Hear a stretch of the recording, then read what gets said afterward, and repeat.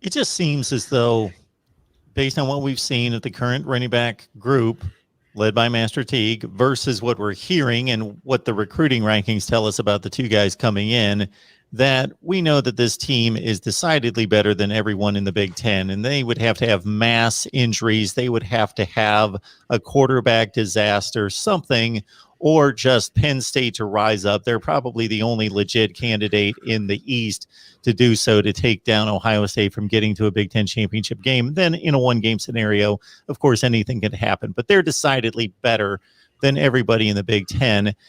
But then to make that run during the playoffs, and they could certainly be, and I'm sure Ryan Day hopes that they're a different team in December than they are in September, that they can make it through a season in which they're decidedly better than everyone, reach their stride, have that quarterback really come into his own in games 9, 10, 11, and then they hit the runway there in the playoffs. But it almost feels like they need that extra dimension that's a J.K. Dobbins type in the playoff, with a guy that's probably going to arrive on campus, one of those two, versus what they currently have.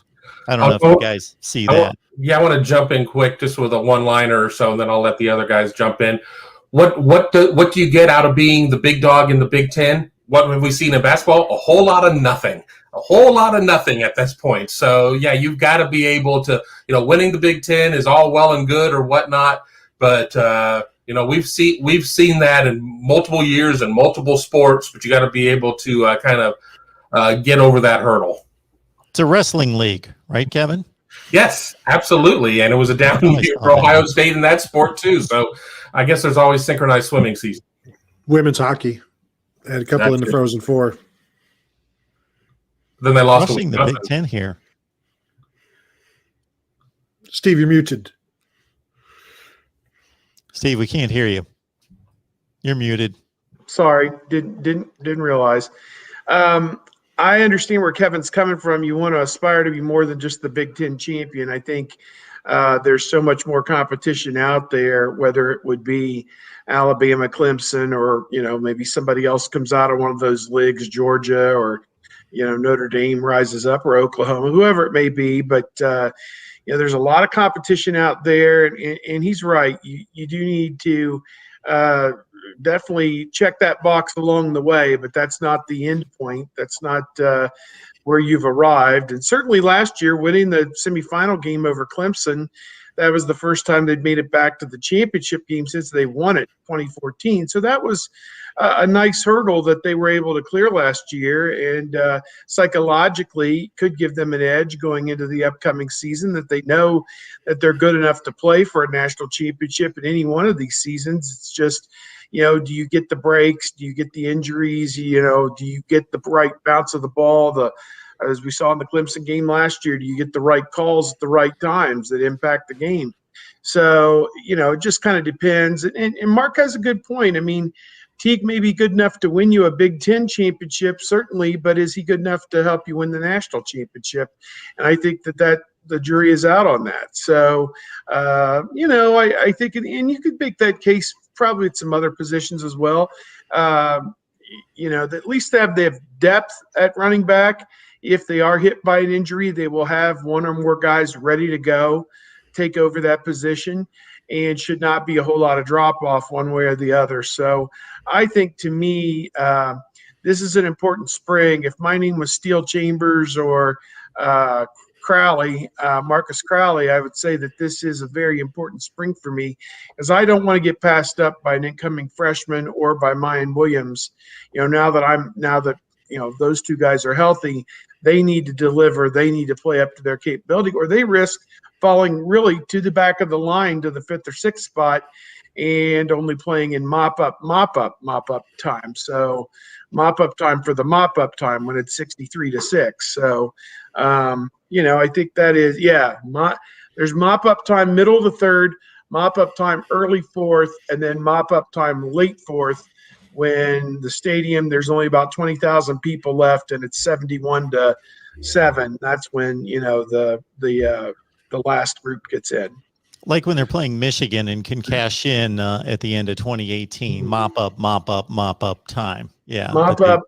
mop up and real mop up. Urban Yes. had mercy on the maize and blue that year. The stadium was still full at that point, though. Yes. Exactly. A couple quick Mark, real hitters quick. here. Yeah, Sure. Go ahead, Tony.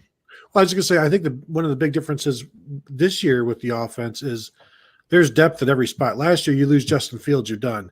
You lose Trey Sermon, you see what happens. You lose a Chris Olave, and things are tough. You lose Garrett Wilson, same thing. This year, if you lose a quarterback, it's not the drop-off that it would be.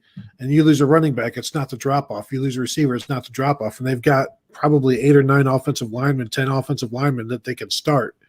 And so there is that I think puts them in a better position for a title run this year, just in terms of the injuries. Now, I'm not saying they're going to be as good as that last year.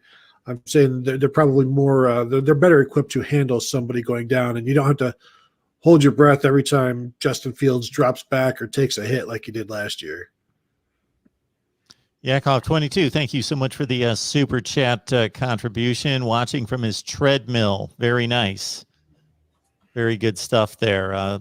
Somebody let me know the other day that they watch on like a 60-inch screen, and I'm like, really? I don't know if that's wise, but whatever. We appreciate it.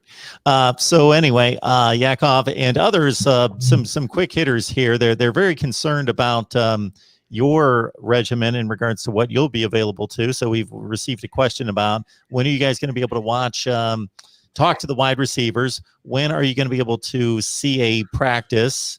So just some of those news and notes there. I don't know yet. At this point. Okay, Yeah, that's what I figured. Dave said he'll likely have us there for an Ohio Stadium practice this spring, if possible.